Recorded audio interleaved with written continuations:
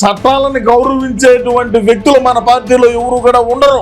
ఎందుకంటే జగన్ అన్నే చట్టాలను ఎప్పుడు కూడా గౌరవించడు. మరి లేకనే కదా ఈ విధమైనటువంటి తపేలం బ్యాచ్ని, పాలేరు బ్యాచ్ని, లంగాల్ని, బఫూల్ని, డకాయిట్లని, పెట్లర్ని, స్మగ్లర్ని అందరినీ వెనకలు పెట్టుకొని మన పార్టీలో ముందు ఎందుకు పెట్టుకోన్నాడంటే ఇందుకే ఇటాటి బోగ్గాళ్ళందరినీ కూడా పెట్టుకుంటాడు వెనకల.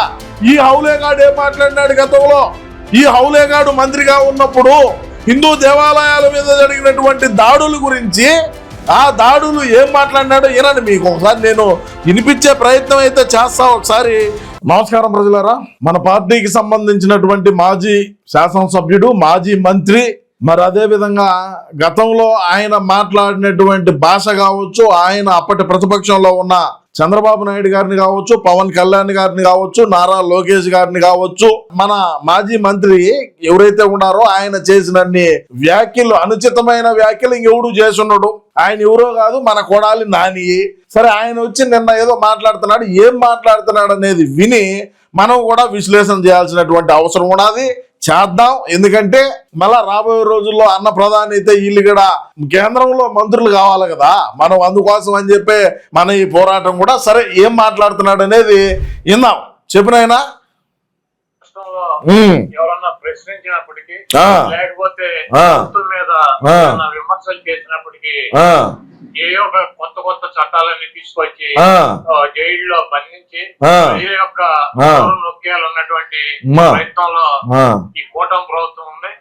మనమే కదా మాస్కులు అడిగిన దానికి దళిత డాక్టర్ని ఏ విధంగా చంపేసామరా? ఒక డాక్టర్ని మాస్కులు అడిగిన పాపానికి మనమేనా ప్రశ్నించినటువంటి? మనం అధికారంలో ఉన్నప్పుడు మన అన్నను ప్రశ్నించిన ప్రతి ఒక్కరి మీద ఏ విధమైనటువంటి కేసులు కట్టినా, సిఐడి కేసులు కట్టినటువంటి చరిత్ర మనది. ఒకసారి మనం కూడా ఆలోచన చేయాలా. మన ఊరికే మాట్లాడితే ఈ బుద్ధు ఏదో మనకు ఒక ప్రధాన ప్రతిపక్ష హోదా కూడా లేకుండా పోయి ఇంక దాన్ని ఏదో అంటారు, ఆ భాషనేడు వాళ్ళే నా అయిపోయిన తర్వాత ఈరోజు బయటకు వచ్చి పెద్ద పత్తిత్తి మాటలు మాట్లాడుతూ ఉంటే ఎవడు వింటాడు? తమరు ఏ విధమైనటువంటి భాష వినియోగించారు, తమరు ఏ విధంగా మాట్లాడినారు, దాని గురించి ఏ పొద్దైనా సరే ఆలోచన చేసినావా? ఏ రోజైనా అరే మనం ఈ విధంగా మన ప్రజాస్వామ్యంలో ప్రజాప్రతినిధిగా మనం ఉన్నాం, మనం ఈ విధమైనటువంటి భాషను మాట్లాడి ఉండకూడదు అని ఏ రోజైనా సరే నువ్వేమైనా ఆలోచన చేసినావా? చెప్పు, ముందు చెప్పు. గమనించినట్లయితే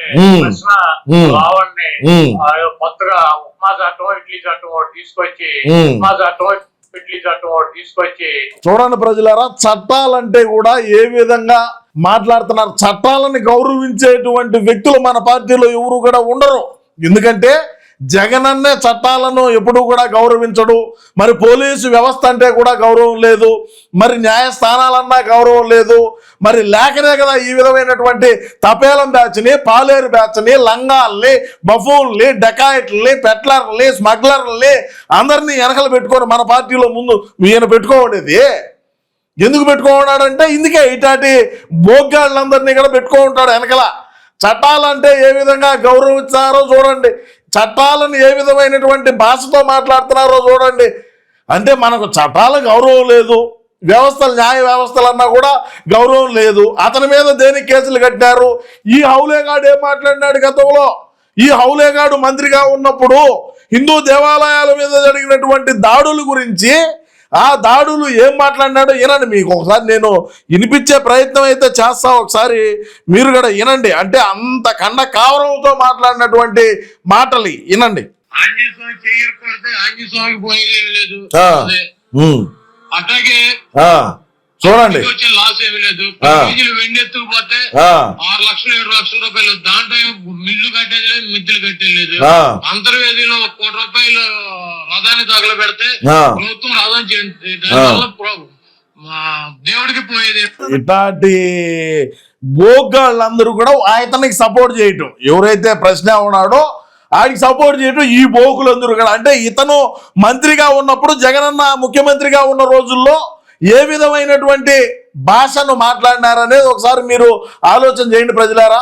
అంటే భాషే కాదు, హిందూ దేవాలయాల మీద జరిగినటువంటి దాడులు ఏవైతే ఉన్నాయో ఆ దాడుల్ని ఎటువంటి వ్యాఖ్యలతో ఈయన వ్యాఖ్యానించినాడు చూడండి. దేవుళ్ళకు పోయింది ఏమి లేదంట, రథాన్ని పోయింది ఏమి లేదంట, వెండి సింహాలు అవి పోతే మళ్ళా చేయించారంట. ఇంత కండ కావరంతో దేనికి మాట్లాడాల్సి వచ్చింది హిందువుల మీద అంటే జగనన్న సంతోషం కోసం కేవలం జగనన్న కళలో ఆనందం చూసేదానికే వీళ్ళు ఈ విధమైనటువంటి భాషను మాట్లాడినారు. ఈ రోజు ఈ బోకు వచ్చి మాట్లాడతాడు. చెప్పండి. ఇంకా అరెస్ట్ చేసి జరిగింది. మాట్లాడినటువంటి వ్యాఖ్యలు ఇప్పుడే కొత్తగా మాట్లాడినటువంటి వ్యాఖ్యలు కాదు.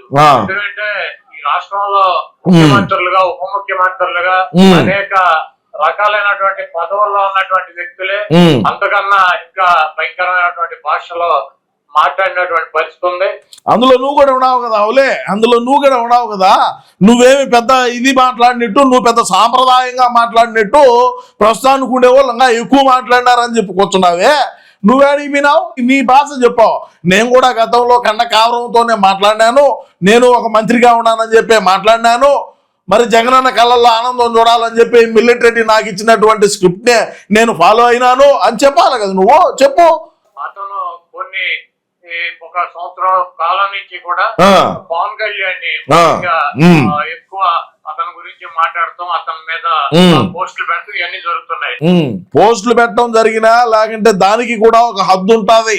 మనం ఎంతవరకు మాట్లాడాలా, ఎంతవరకు ఉండాలా అనేది కూడా ఉంటుంది. కొన్ని చట్టాలు ఉంటాయి, న్యాయ వ్యవస్థలు ఉంటాయి, కేసులు అయ్యే మాటలు ఉంటాయి, కేసులు కాని మాటలు ఉంటాయి.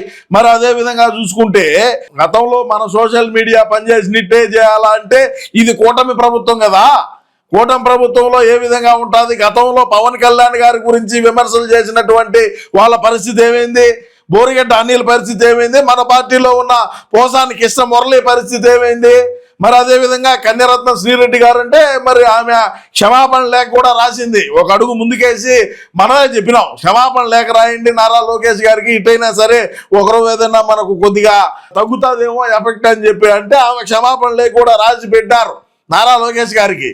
క్షమాపణ లేఖ రాయడం తర్వాత మళ్ళా ఏదో 1-2 పోలీస్ స్టేషన్లకు అటెండ్ అయినట్టు కూడా ఉన్నది కదా చరిత్ర. మరే ఊరికేనే కాదు కదా, ఆశామాషే కాదు కదా. మీ ఇష్ట ప్రకారం మాట్లాడి మీ ఇష్ట ప్రకారం చేస్తా ఉంటే మనం అధికారంలో ఉండుంటే సరిపోయిండు, లేకుండా ఉండుంటే ఇప్పుడు కూటమి కదా మింగినారు. మరి ఏమైతుంది చెప్పు. ఇంకా కాబట్టి ఒక కక్ష కట్టినటువంటి వాతావరణంలో పవన్ కళ్యాణ్ పార్టీ సంబంధించినటువంటి పార్టీ జనసేన కేసులు పెడతాం, అతన్ని పోలీస్ స్టేషన్లకు 4 స్టేషన్లకు తిప్పటం, అక్కడ జనసేన శ్రేణులు దాడికి వెళ్ళటం, అయినా కూడా మరి మేజిస్ట్రేట్లు బెయిల్ ఇవ్వటం వల్ల ఉప్మా చట్టం అని ఒకటి తీసుకొచ్చి, ఉప్మా చట్టం కాదురా హౌలే, చట్టాలను గౌరవించడం నేర్చుకో, అతను జైలుకి పంపించడం జరిగింది. అదేమంటే రావణ్ అనే అతను వైసీపీకి సంబంధించినటువంటి వ్యక్తి ఆ పార్టీకి మేము డబ్బులు ఇచ్చి పనిచేస్తున్నాం అని చెప్తున్నారు.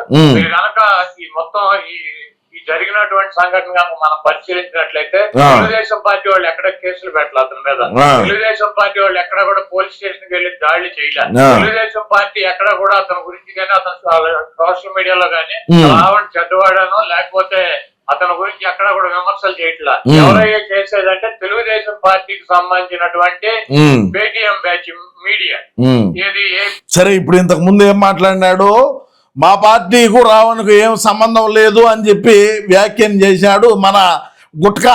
మరి అదే విధంగా చూసుకుంటే మన పార్టీకు సంబంధించినటువంటి వ్యక్తులతో సజ్జల రామకృష్ణారెడ్డితో, మరి అదేవిధంగా సజ్జల భార్గవరెడ్డితో, మన పార్టీకి సంబంధించిన మాజీ మంత్రులతో, మాజీ శాసనసభ్యులతో, మరి అతను తీసుకున్నటువంటి ఇంటర్వ్యూలు కావచ్చు, మరి అతనికి పెట్టుబడి కూడా మనమే పెట్టాము.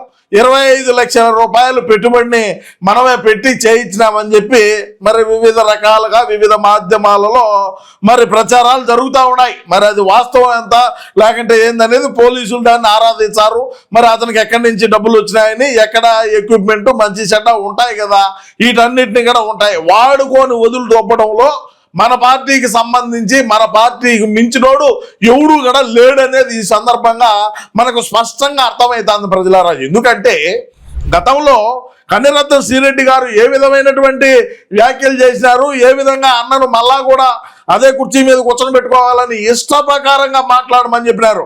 మరి అదే విధంగా చూసుకుంటే ఆమెను పక్కన పెట్టి మరి మణిరత్నం శ్యామలాన్ని తీసుకువచ్చి రాష్ట్ర అధికార ప్రతినిధిగా చేశారు. శ్రీరెడ్డి గారు కూడా అదే నాకు పార్టీలో అన్యాయం జరిగింది, మేము తెల్లవాదులు ఇదే పని చేస్తా ఉన్నా కూడా మీరు మమ్మల్ని గుర్తించరా అని ఆమె కూడా వాపోయింది. మరి అదే విధంగా చూసుకుంటే బోరిగడ్డ అనిల్ గారు ఏ విధమైనటువంటి భాష, ఏ విధమైనటువంటి పనితీరు, ఏ విధమైనటువంటి అంటే అన్నను ప్రధాని చేయాలా, అన్నను మనం ఖచ్చితంగా మనం ప్రధాని చేయాలని చెప్పి బోరిగడ్డ అనిల్ గారు ఏ విధంగా పవన్ కళ్యాణ్ గారిని కావచ్చు, అదేవిధంగా చంద్రబాబు నాయుడు గారిని కావచ్చు, అదేవిధంగా నారా లోకేష్ గారిని కావచ్చు, వాళ్ళు చేసినటువంటి వ్యాఖ్యలు ఏవైతే ఉన్నాయో మరి ఏ విధంగా దేనికి చేయాల్సి వచ్చింది ఆయన?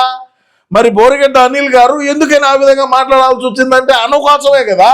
లాస్ట్కి వచ్చేసరికి మాకు అతనికి ఎలాంటి సంబంధమే లేదు, జగన్ గారిని ఏ రోజు కూడా బోరిగడ్డ అనిల్ అనేటువంటి వ్యక్తి కలవలేదు, అతనికి అపాయింట్మెంట్ కూడా ఇవ్వలేదు అనే కానీ చెప్పారు, దొబ్బినారు, అయిపోయింది.